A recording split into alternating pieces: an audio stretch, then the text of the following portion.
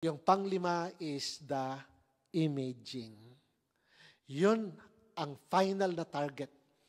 Para matanggal lahat ang nagpapalabo dahil ang final na goal ni Lord, imaging.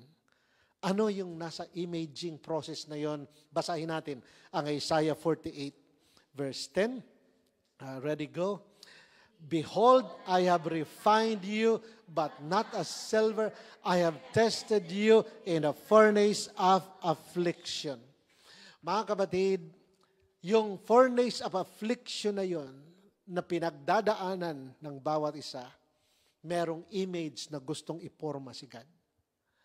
Ang testing pala ng isang gold, pag talagang pure gold na, ay yung refiner, mananalamin siya doon sa gold. Pag nanalamin siya at nakita na niya ang mukha niya, okay na. Image niya.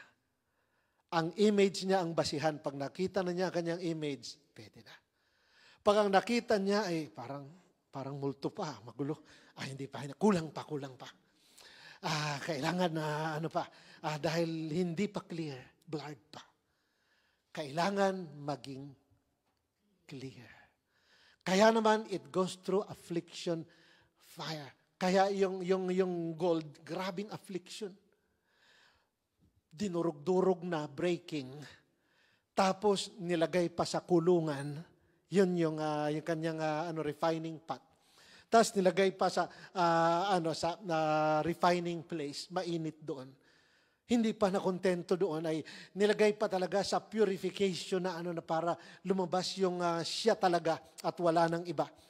Hanggang sa yung refining heat, dinobol, trinipol, finorpol, hanggang sa ang test imaging. Yung image ko ba ay nakikita na. Ganyan ang ginagawa ni Lord sa atin. Hinahayaan niya na andun tayo sa apoy. Pagsilip ni Lord, wala pang image ko. Image pa rin niya ang nakikita. More fire, more fire. Kaya naman tayo ay nadadaan sa apoy ng mga pagsubok.